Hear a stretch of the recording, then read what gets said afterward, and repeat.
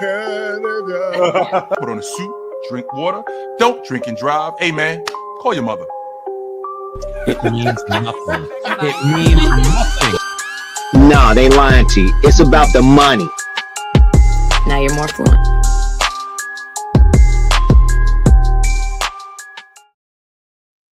It's about the money. It's about the money.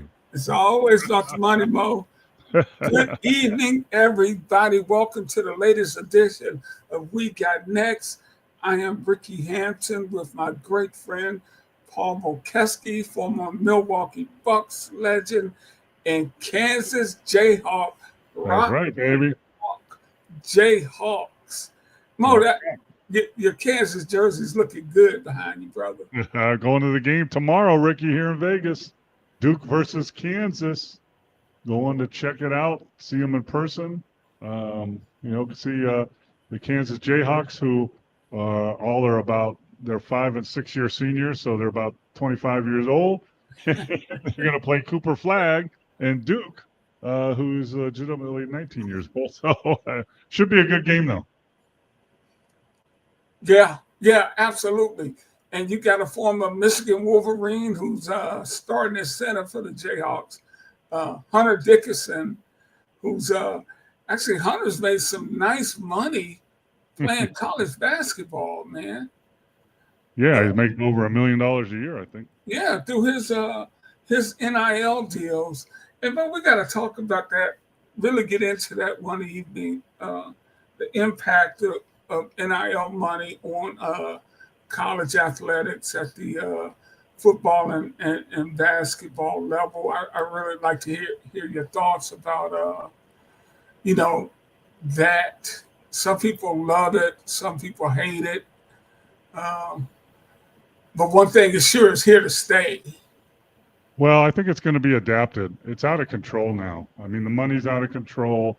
All colleges are now hiring general managers, like pro general managers, so they don't have a salary cap, but they have a limit on what NIL money they can get, and they continue to raise it so they can spread it out over the programs and get the best players. So it's becoming professional without the professional limits on it, like the NBA has. Salary caps, length of contracts, things like that, minimum salaries.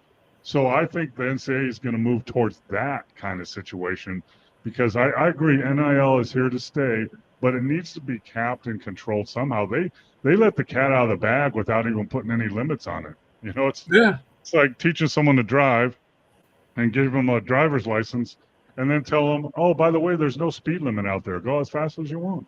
It makes no sense. Unfortunately, some people think that anyway, Mo. Yeah, I know, here in Vegas for sure. When they get on the road. And to your point, here in Michigan, over in Ann Arbor at the University of Michigan, the Wolverines have offered this quarterback from the Detroit area $10 million.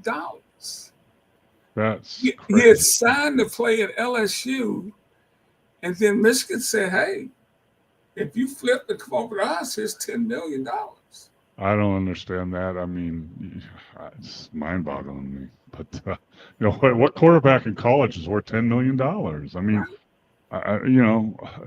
what year is he? I mean, he's still in high school. He'll be a freshman next year. Yeah, so he can't, like NBA. He can't come out early, right? So if you're going to give him $10 million as a freshman, what are you going to? If he does well, what are you going to give him as a sophomore? I wonder what are the parameters of that deal. Okay, you give him $10 million. How long does he have to stay to earn that $10 million? And what if he's not a good player? Then they don't get. How many hotshot recruits have you seen that didn't pan out on the college level? Well, then you pay him $10 million, and then you have him go away, and you tell him, hey, next year you get nothing, and go find another school. That's what will happen. If he's not very good, that's the facts. But he's going to make $10 million if that is the right number. It's a hard one to believe, but that's the number that's out there that's being reported. But you think about the value of big time athletics now with some of these TV contracts and some of the boosters that you have out there. Michigan's got some big time boosters, just like all your Power 5 schools, Kansas, I'm sure. All these schools have them. If the university can get these guys to chip in, you know, they're going to do it. And it's funny you mentioned that, you know, Nick Saban stepped away from the game, and that's one of the reasons he stepped away. And he's not blaming the kids for this at all. Yeah, I don't blame the kids for taking that money. I blame the system. So you're going to pay your quarterback $10 million. How much are you going to pay your offensive line to protect that quarterback? How much are you going to pay the receivers to catch his passes? How much are you going to pay the running back? How much are you going to pay the defense? I mean, hell, the NBA salary cap is $136 million. You're going to be above that before you know it. And you're just talking about football, not basketball either. So this is ridiculous. I think the offensive line gets free Little Caesars pizza. No, I don't think so. I know in Texas A&M or Texas, they gave all the offensive line brand new 1,600 trucks. Those nice trucks. Wow. And think about when this all first started, Ispia, who's the owner of the Phoenix Suns, played college basketball at Michigan State. He was on the championship team in 2000 with Mateen Cleaves and Boris Peterson and all those guys. When this first came out, he set up a deal where every football player got $600 a semester to help them with their. And think about it. People were saying, "Wow, $600." Now it's gone from $600 to millions of dollars. Well, I read somewhere some football recruit was talking about how one of the schools, I don't know if it was Texas or the one he went to, I'm not too sure, but that the deal was every scholarship football player on that team makes a minimum of $35,000, minimum, and then you go up from there. Wow! So figure that out. There's 80 scholarships. Yeah. But man, let's talk about the real pros in the National Basketball Association. Season's on to a great start. The NBA Cup, man, we talked about it last week. I have been really enjoying the games. I didn't think I would actually, Paul, but I had. They've been good. And it helps that my Pistons are 2-0 in cup play too. So yeah, but it's doing what it was meant to do, right? You're at this time 2 years ago, you weren't interested in the NBA that much and how the Pistons, the Pistons are losing, we want them to win, but now you're actually interested and have something involved in the games, and that was Adam Silver's game plan from the start, and it's working because. I think they really had to overhype it the first year, but this year I think a lot of the players are buying in, and the part of the reason is I'm sorry, but a lot of those guys want to spend 3 or 4 days or 3 days here in Las Vegas and have a shot at making $500,000 a piece, and so it's really done what it was supposed to do and kept people interested. I think the different courts, so that you're watching a cup game, not just a regular season game. I think that helps. I think they've done a great job. And my Golden State Warriors are 3-0. They're 3-0. So, it looks like if they make it, which it looks like they're going to do, I'll be able to go to those games because my guy Steve Kerr will probably give me some tickets. Yeah, absolutely, man. That it's going to be fun when everybody goes out there. And like you said, and I mentioned this last week, Pistons coach J.B. Bickerstaff loves it because his team gets to experience something like that because he has nobody.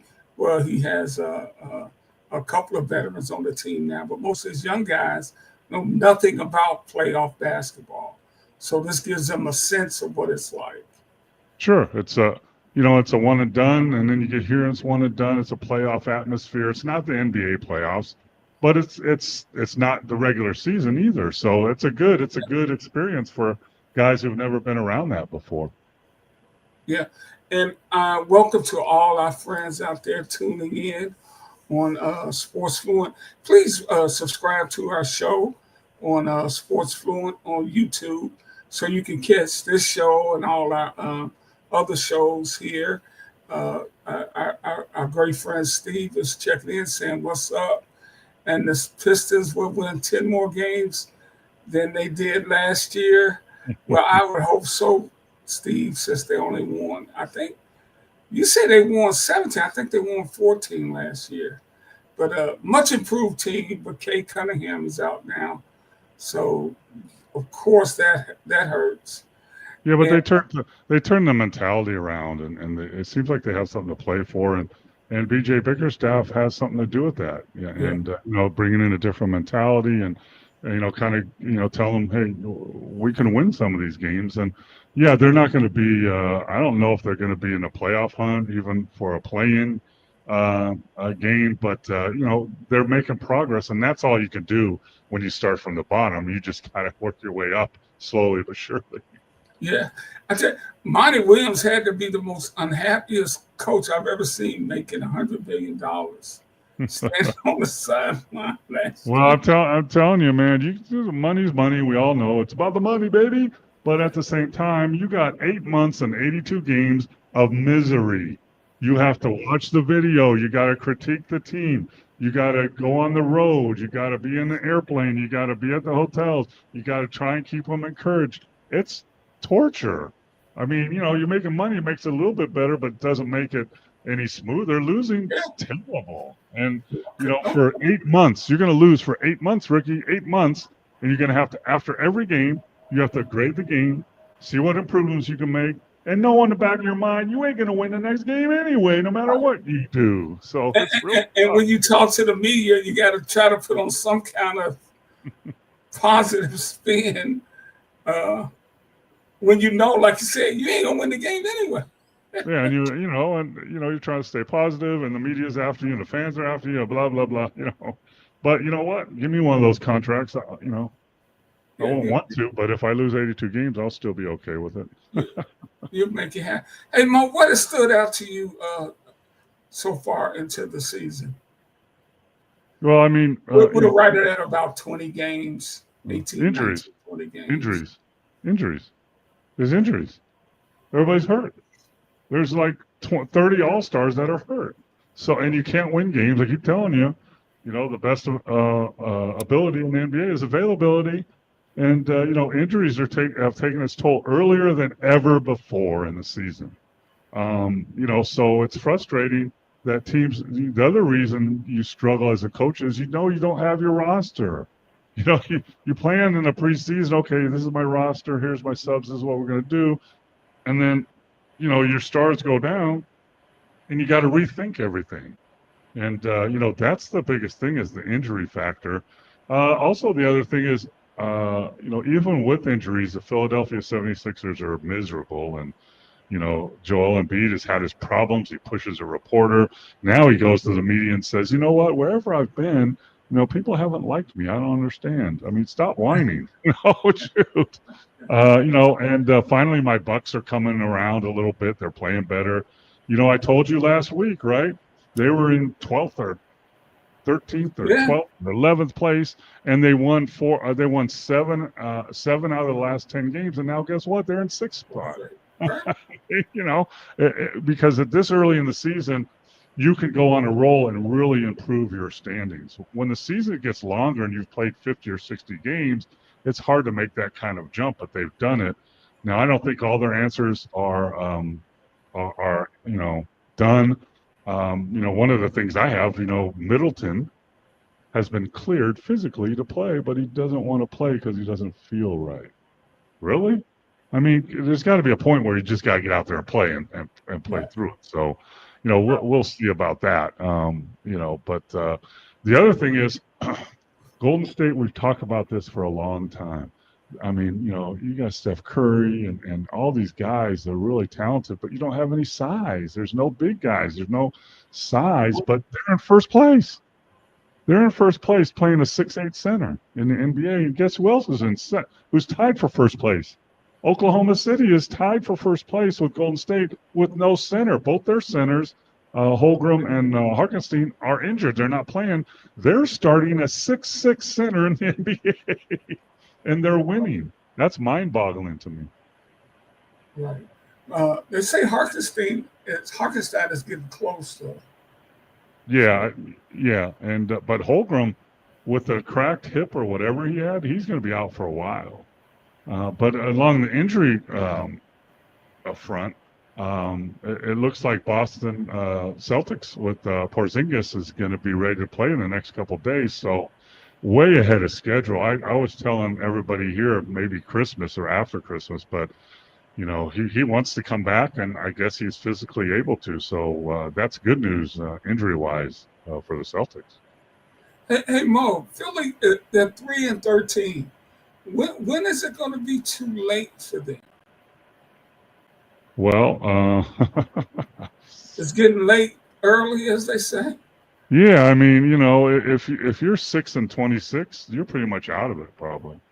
So if they keep going along the lines that they're doing right now and not getting any improvement and making a run, they're going to be out of the whole, out of the conversation here, right after Christmas, which is early in the season. But, if they don't fix things and get things back on track, they're going to be looking uphill. And once, how it is going uphill all the time, then you stumble and you don't just fall down a couple of rungs, you fall back down to the bottom of the heap.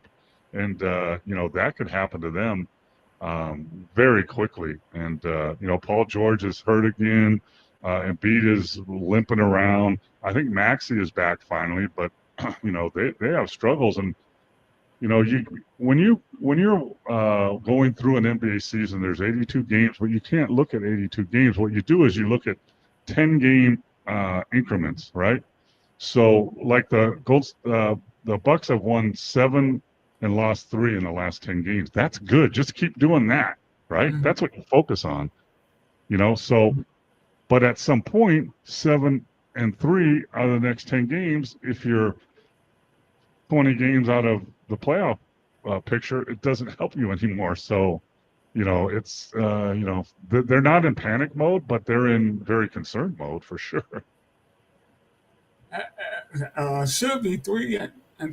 That is actually rather stunning. But when I look at the East, Indy is 7-10. Even the Bucks, even with this winning spurt, Mo, they're up to 8-9, which is the 6th spot, and Miami is 7-7 in the 5th spot. So Cavs and Boston are the top. They're going to be 1-2, 2-1, whatever that is, right? That's pretty much it's not set right now, but I mean, 17-1 are the Cavaliers. I mean, and Boston's 14-3. So, they're setting the tone, but what these other teams want to do is they want to get into 3rd or 4th place, so they have the first series of the playoffs at home, right? So all these teams are battling, right? Orlando, New York, Miami, Milwaukee, even Atlanta at 7-10, Indiana at 7-10, even your Detroit Pistons at 7-11. 7-11, put me in heaven. So, you go on you get one of those 10-game slots I was talking about, and you go 8-2, now you jump up to the 4th or 3rd spot. So that's what they're looking at right now. Yeah. Hey, you're watching We Got Next. I'm Ricky Hampton with my great friend Paul McKeskey. Send us your questions and comments. And said he watched Ben Simmons doing warm-ups go over 17. I saw that, Steve. I saw that clip too. But you know what it followed up with? In a game, he missed a layup, got the rebound, and missed it again. And then, that's even more discouraging. But I'm telling you, Steve, I mean, my 6 surgeries on my feet, I have knee replacements.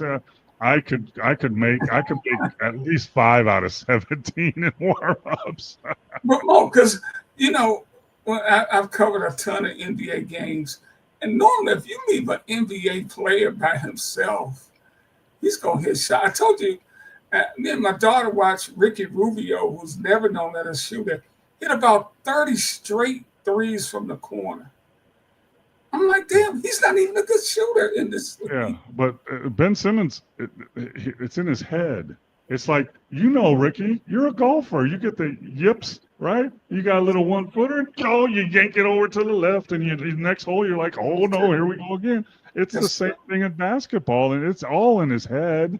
I mean, his mechanics aren't great, but they're not terrible. So that's all mental. It's all mental, and when that gets in your head, man, I can't remember the guy's name that Philadelphia drafted, like in the first round, like a lottery pick, and he was horrible. He couldn't make layups. Was shooting airball threes.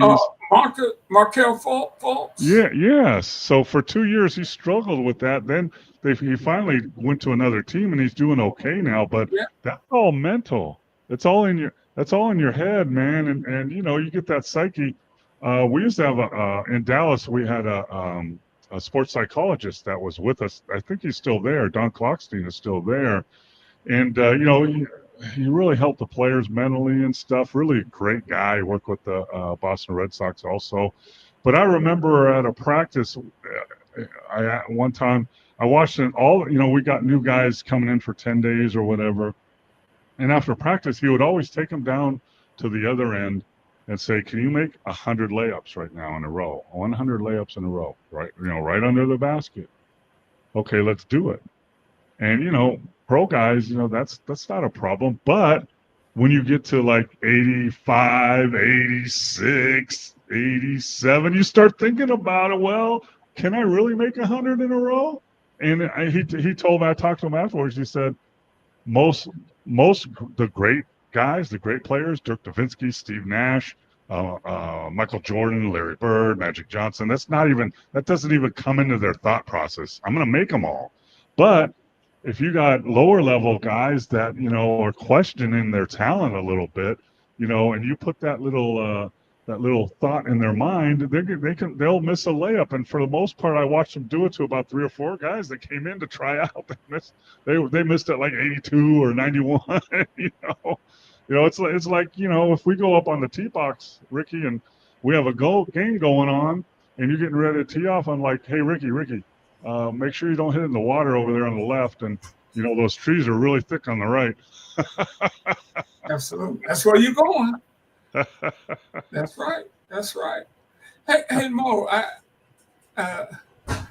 Charles Barkley had some comments the other day about Bronny James. He's very critical of the fact that Bronny's only playing in the home games for the Lakers. I remember you talking about this weeks ago. You said the kid is not ready to play in the NBA. He should be in the G League where he can play basketball. And this thing about him only playing home games is stupid. It's not fair to him. It's not fair to the team. And he said, can you imagine the coach of that team? Yep. You come off a road trip and you have a player you haven't seen in a week or two. Mo, that's what you were saying when all this went down. Yeah, and guess what? That player you haven't seen in 2 weeks, you need to start him, and he needs to play 30 minutes. So not only is that a headache for you, but you know what else you got to do? You got to tell your player that has been on the road for 2 weeks, getting up at 5 a.m., catching 3 connector flights to get to the game, getting on a bus ride, and it's been busting his butt for you. Hey, when we get home, you're not going to be starting anymore, and Bronny's going to be playing most of the game. Think about that. Think about that as a coach, and think about that as a teammate. And that's what goes. When I was coaching in the G League for 8 years, I always thought that every rookie in the NBA should play in the G League for 2 weeks, and include a road trip in there. Why is that? Just to get them humbled, but to understand what they have in the NBA. In the NBA, you have everything. You have 20 coaches. You have a weight and conditioning guy. You got a nutritionist. You got a sports psychologist. You got 5 trainers. You got 3 equipment guys. You never have to carry your bags. You get off a private jet and you go to the Four Seasons Hotel and you check into your room and you never have to touch anything. And you play the game and you do it all. You have everything. In the G League, you got to get up at 5. You got to get up at 4 a.m. to catch a 5:30 flight and 3 connections to get to Albuquerque, and then you got to play a game and you got to do the same thing over again. So when you go through a regular airplane, hopefully you get aisle seat so you have enough leg room. But there's only a few of those, and believe me, I used to fight players off for them because I'm 7 foot tall. So it really gives you a perception of what you have. So feel, okay, it's hard. You got to travel and fly around and play, and you get paid good money, and you maybe miss Christmas with your family and things like that. But at the same time, you have everything. It's such a glorious career. But if you're just handed that, you never realize that. Look what these other guys have to go through to try and get where I'm going. And I think every NBA rookie should go through that for 2 weeks, not as torture, but just as education. Yes. And for Bronny not to want to travel with the team because he doesn't want to fly damn commercial, that's ridiculous. I mean, I don't know why you would do that. First of all, you're not an NBA player. Second of all, you're playing in the G League for the most part, and you're making NBA money. They gave you $1 million contract, and now you don't want to fly commercial because you probably haven't for your whole life. Now, you know me, over the last couple months when he was drafted in the second round, it wasn't a big deal. There's so many guys drafted in the second round, they're not going to make it either. So it's not a big deal. But then you hand them that contract, and now you do this. I got a problem with that. And I agree with Charles. But, I don't know why, come on, man. But I don't understand that. How does that help you become a better basketball player? It doesn't. No, not at all. It's too hard. I gotta go to the airport and get on a plane. It's too hard. That's ridiculous. I mean, come on, man. I mean, I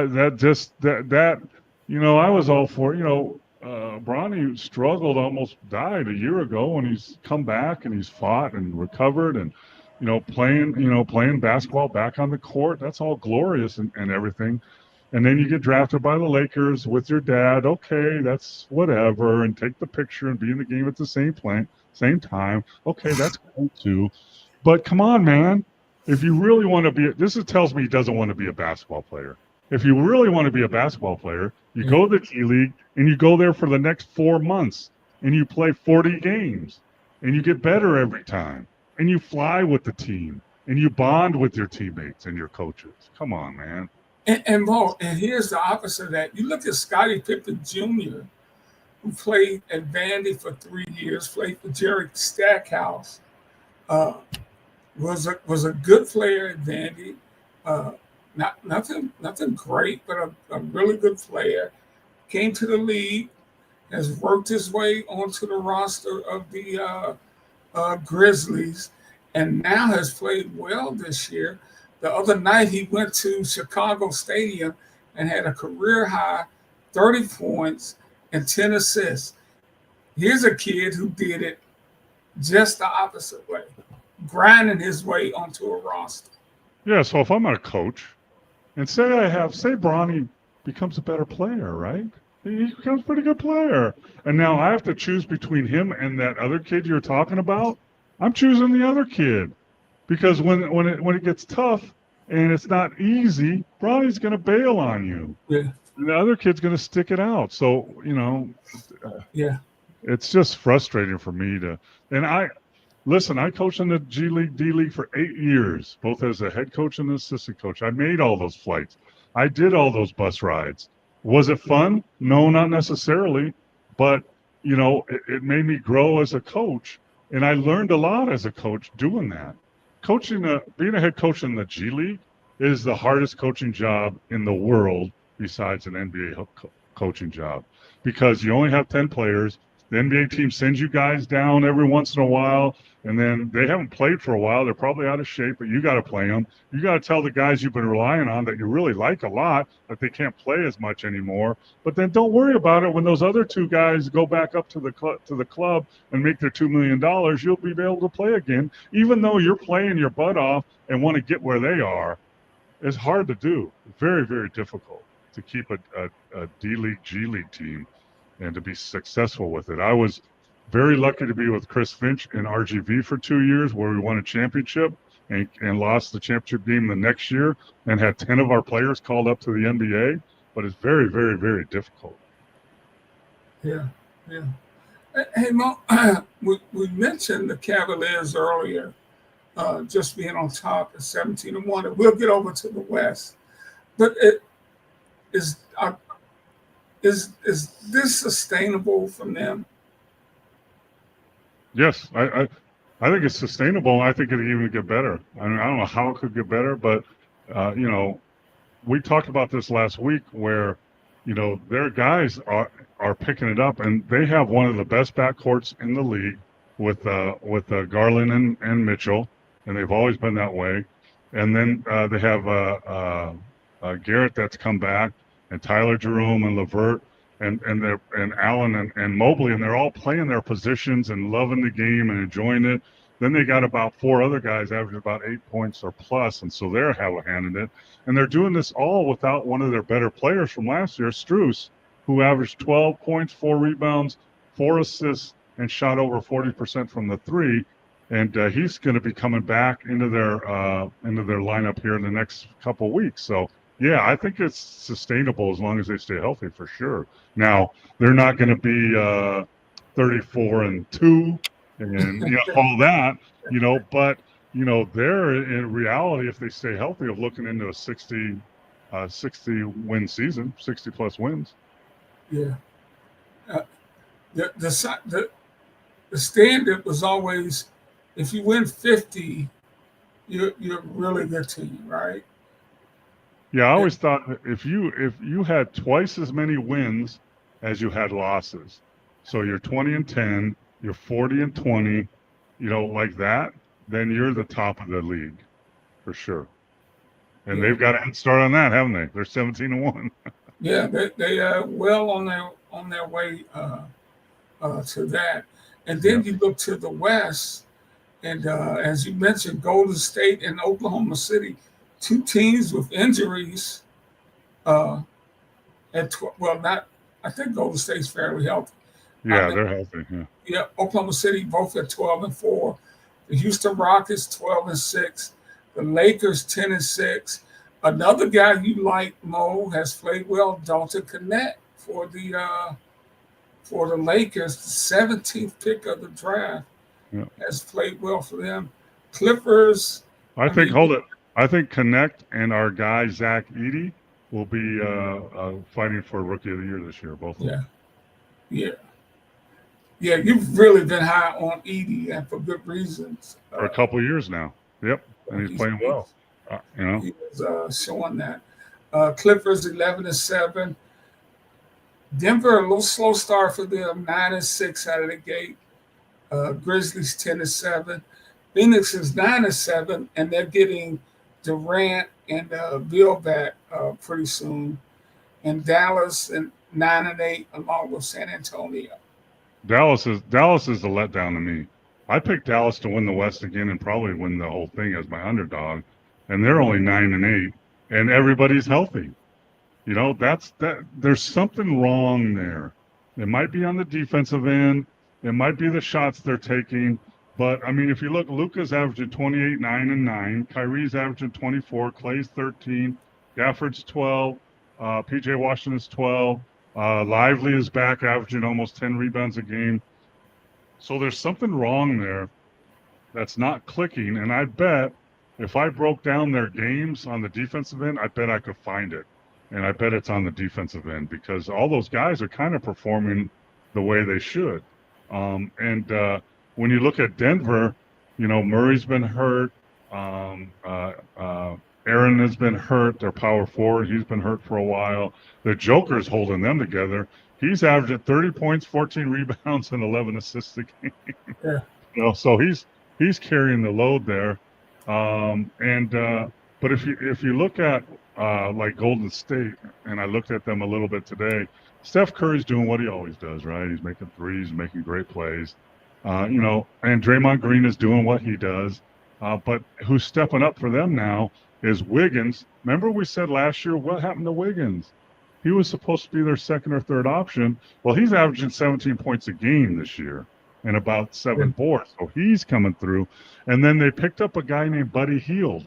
Remember Buddy Hield, the shooter sport, kind of at the end of his career? And they picked him up, and he's averaging 16 points a game. And Kuminga is still kind of being Kuminga, averaging 13 and 6. I think he should be better than that. And it's about time for him to step up. But they're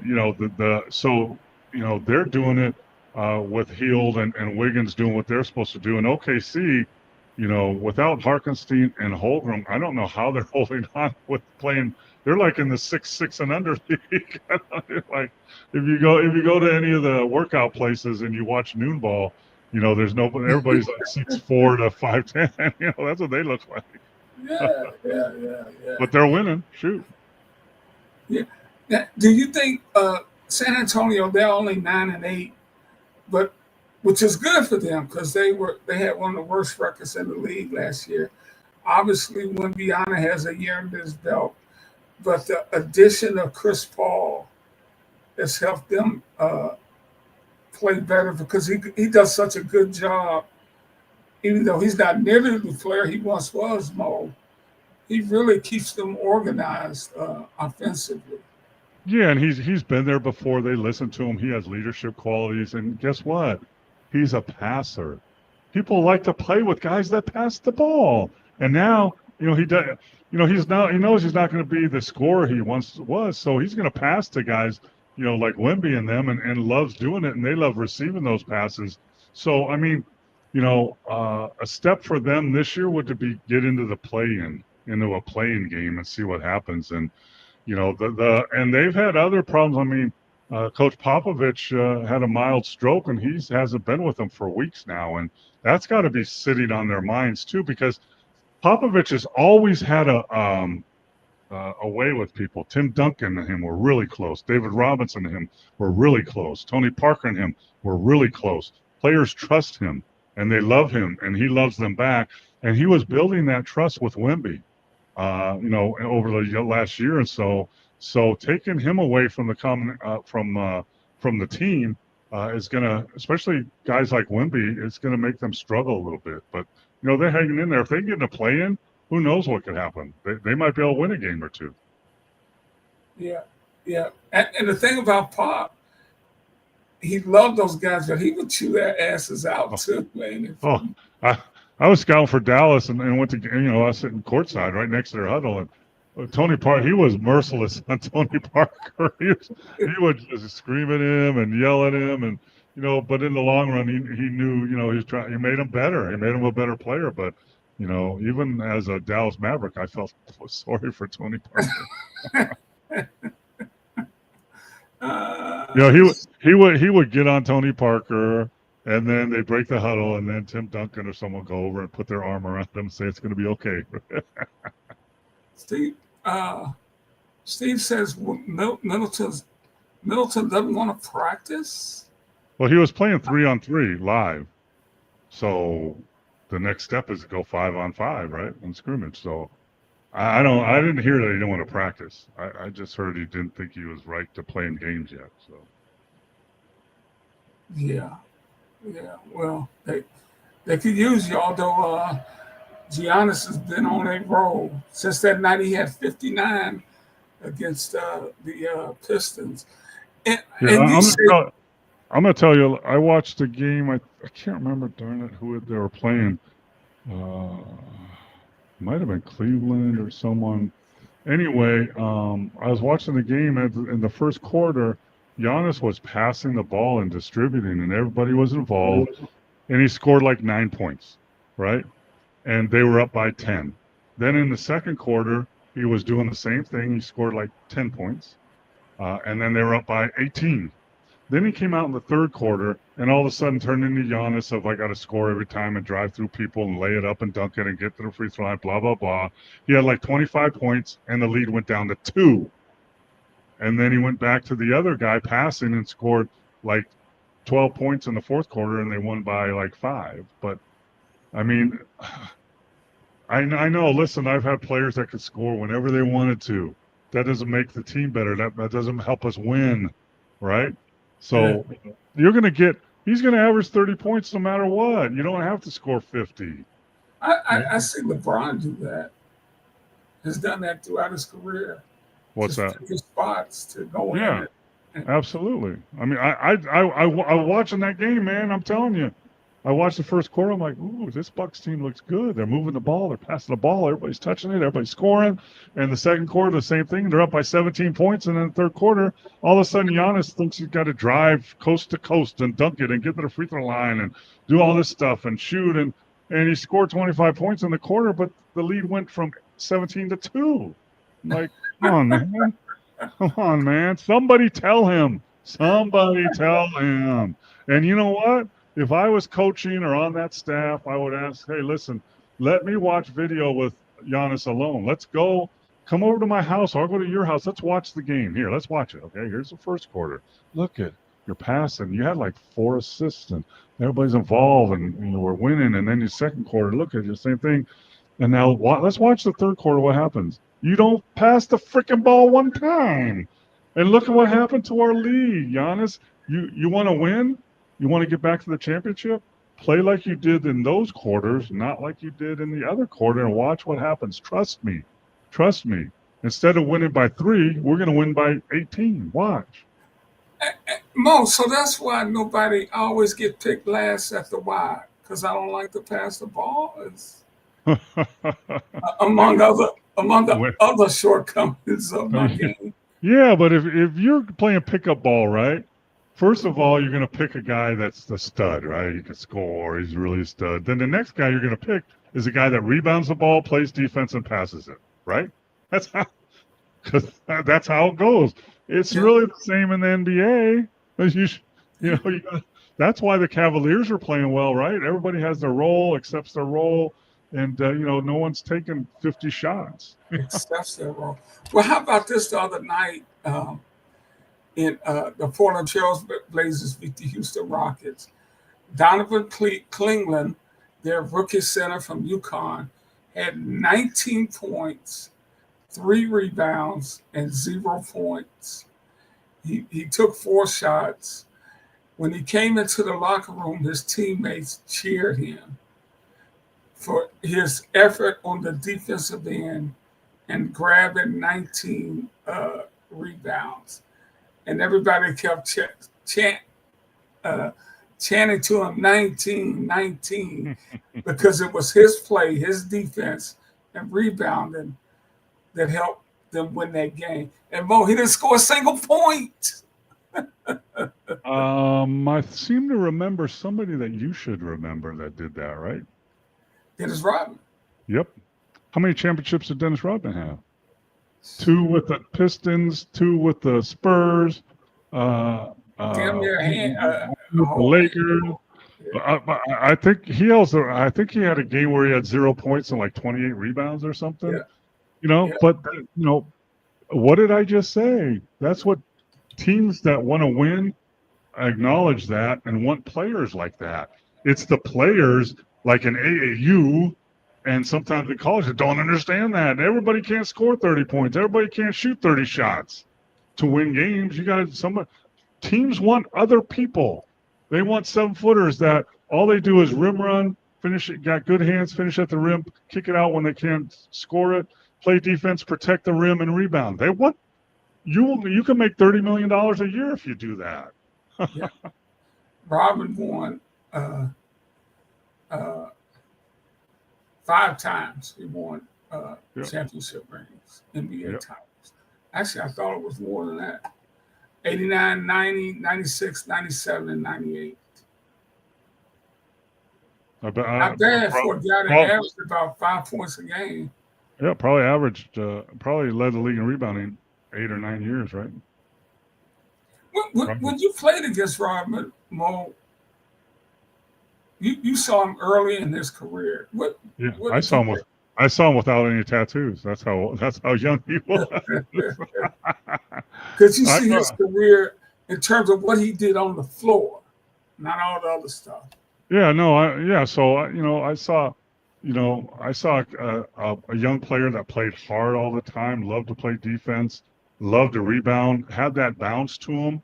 To lead the league in rebounding, you have to be a good rebounder with a huge heart, a big stamina, and willing to go after more rebounds than anybody else. Moses Malone led the NBA in rebounding as a 6'10" player with small hands because he was relentless. So when you can measure that with available rebounds. So most NBA bigs, they go after 40 or 50% of the rebounds that are available. That's what they do because, rebounds that come to you, okay, great. Rebounds I can go get over here. Okay, that's not bad. Now I got to go pursue rebounds out of my area. That's difficult. It takes a lot of energy and it takes it's not going to be successful. You're going to miss this one. I didn't get that one, but I keep trying. I'm going to get 2 out of these next 6. So if like Moses Malone, Dennis Rodman, rebounders like that went after 80% to 90% of the rebounds that were out there available for anybody to get. And that's what it is. You know what? That is really interesting. I never thought about it. I tell you, folks, this is why it's so great to talk to this dude. I've never thought about it along those lines. You grab a rebound, you grab a rebound. But the great ones go for the ones everybody else. Yeah, I get that now. It's a game. I'm in Vegas, Ricky. It's a game of numbers. It's about numbers. If you go after more rebounds and you have some athleticism, you're going to get more rebounds. That's how it works. Yeah, that's good stuff there, Mo. Because, Robin was famous for diving into the sidelines and press row and everything. That's where those extra little rebounds would come from. I mean, think about it. If you're a starter and playing 30-plus minutes a game, and every quarter you get 1 more rebound, just go get 1 more rebound. That's 4 more for the game. So instead of grabbing 10 boards, you got 14. Those numbers add up.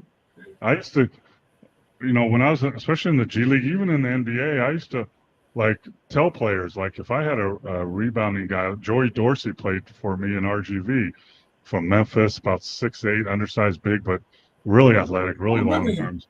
I said, Joey, you're not going to get a call up to the NBA by scoring 20 points. Number one, you probably can't. And number two, nobody cares. But if you get 20 rebounds in games, 20 rebounds, every NBA coach will be going, oh, who's this guy that got 20 rebounds? See there? That guy got 20 rebounds. Man, what? He got 20 rebounds again? And then he got another 20 rebounds? What's this guy's story? We want him. So during the game, at the beginning of every quarter, I would show him how many rebounds you got that quarter. 4, 5. You got to average 5 a game, a quarter, right? 5 rebounds a quarter gets you 20. So if you break it down there, you need to get 5 rebounds in the next 10 minutes. 5. You could do that. And he did it. He got 20 rebounds 3 games in a row, and then Toronto called him up. Wow. Yeah, that's really some insightful stuff, Mo, on that. Man, we are already heading down the home stretch, but it's so funny how, and I get it because everybody loves to score. That's the most fun part of any game. Football scoring a touchdown, baseball hitting a home run, basketball hitting a two-pointer or a 3-pointer. But there's so many other aspects. You know what, as a coach, you learn, right? As a player, scoring's fun. You know what's more fun? Winning. Winning is more fun than anything. So if you can understand that, then you can understand accepting your roles and helping a team win. But the problem is a lot of young players, they don't get that, or no one tells them that. You got to come in the G League and you got to average 30 points a game and what? No, you don't. Garrett Temple, who played for us in RGV, 6'6", point guard, 2 guard from LSU that could guard anybody, good defender, could score when needed, good passer. He averaged 12 points, 6 assists, and 6 rebounds for us in the G League. and was called up to the NBA, and we never saw him for the next 13 years. He played in the NBA for 13 years, and he made over $100 million. That's He how you averaged do 12 it. points a game in the G League. That's how you do it. But Mo, He understood it. you see it at the collegiate level now. That guys, it's so easy to transfer out. The guy, I'm transferring to this school where I can get 10, 12 shots a game.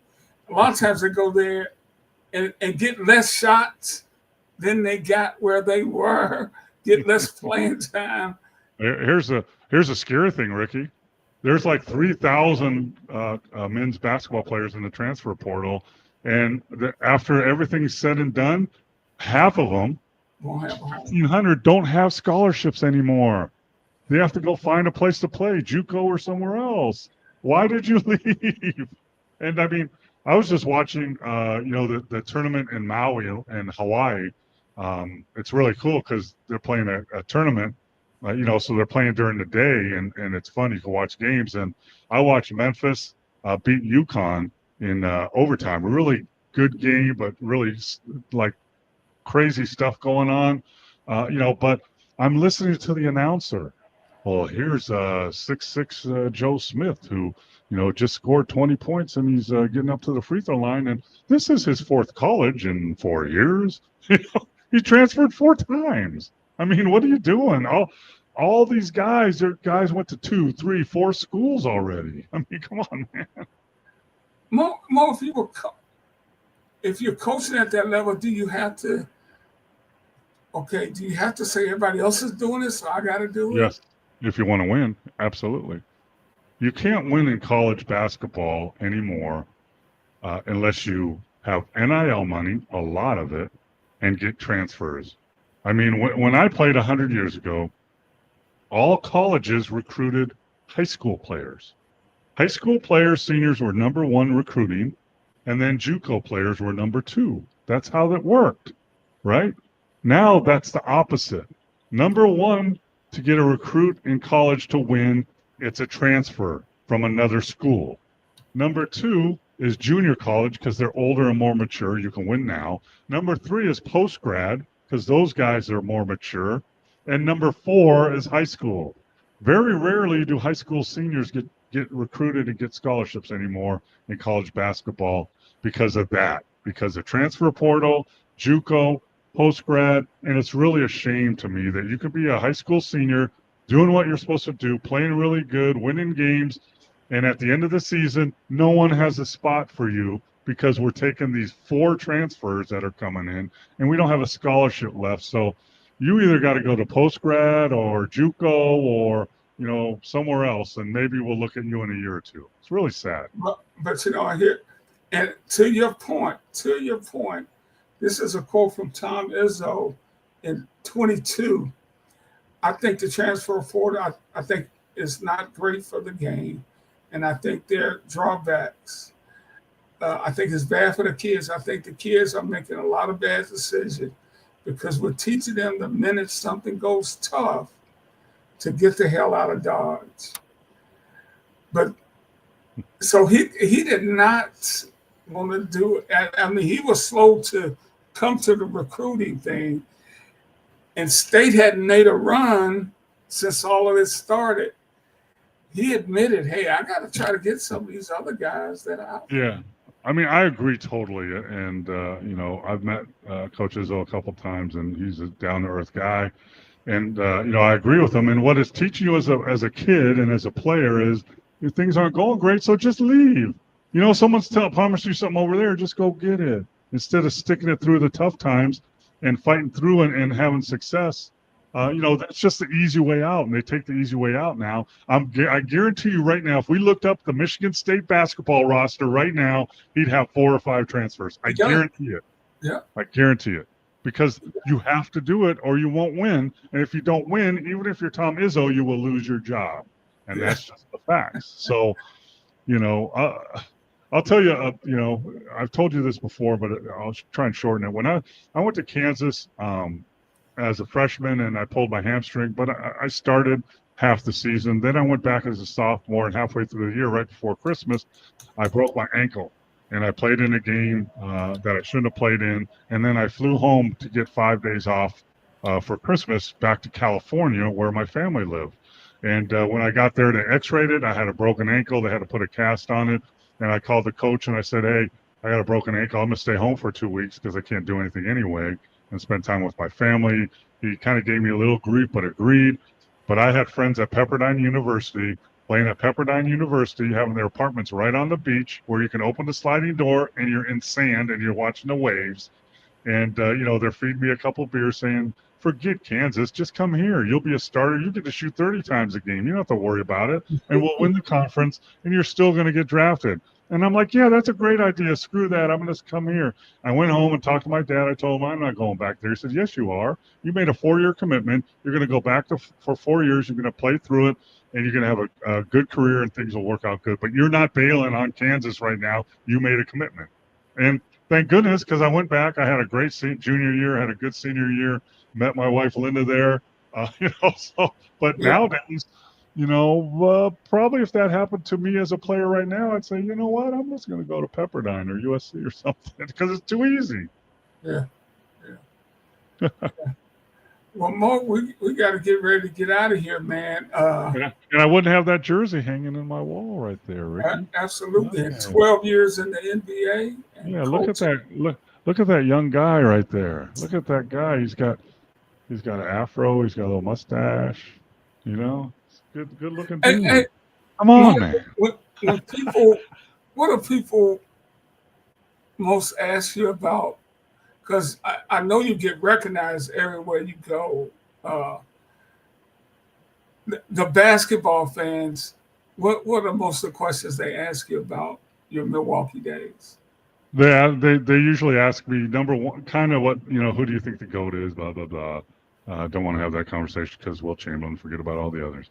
But then they asked me like what it was like to play against Jordan and Bird and Magic and who was the best trash talker. And I was doing a workout with some high school kids in Reno this weekend. And, I have a question answer and, usually always did you get dunked on? And of course, everybody in the NBA got dunked on. If they tell you they didn't, they're lying. But those are kind of the things they ask about. A lot about Michael Jordan, Bird, and Magic, because that was the era back then. And with video games and stuff, believe it or not, some of these young kids still remember those guys. It's pretty good. I was at one of the young ladies that I was working with the women's team of this high school, and we had that. She asked me about Sidney Moncrief. What was Sidney Moncrief like? That kind of surprised me because that's kind of a name out of the blue, even though he's in the Hall of Fame. Studying the game. Yeah, so she knew what she was talking about. I was impressed with that. Hey, Mo, one quick question before we go. I meant to ask you earlier. When we were talking about rebounding, there was a discussion online. I didn't get involved. I just read some of the comments talking about Kareem. We all know what he was on the offensive end. What was he like on the defensive end? And one of the guys said he was just a mediocre rebounder. I agree with a mediocre rebounder. Because most of the time with the Lakers, he was counted on to score a lot. And it's very difficult to do everything when you're relied upon at that high level, to be able to score at a high level and then defend at a high level and then rebound at a high level. It's very hard to do. So what most players do is they fall back on their scoring because that's what is needed by the team and that's what they like to do. I would agree with a mediocre rebounder. He could have rebounded a lot better, I believe. But a defender, I think he was a good defender. He could block shots. He protected the rim. He wasn't physical, but he was long and lanky, and he had really good timing on block shots. So he would go try to block a shot, and he wouldn't foul you. That's a skill right there, to be able to block shots and not foul. And Bill Walton could do it as one of the best, and he knew how to block a shot, not foul, and keep it in play. And Bill Russell was the same way like that. Yeah, those are very rare to see that. Yeah. Yep. Yeah. Hey, man, well, we got to get out of here. Happy Thanksgiving to everybody. We won't be here next Monday. Maybe we can get together later that week. I'll be traveling back from Thanksgiving. But have a blessed holiday, everybody. Mo, any final words? No, just stay safe out there. Enjoy the family. Cherish the Thanksgiving.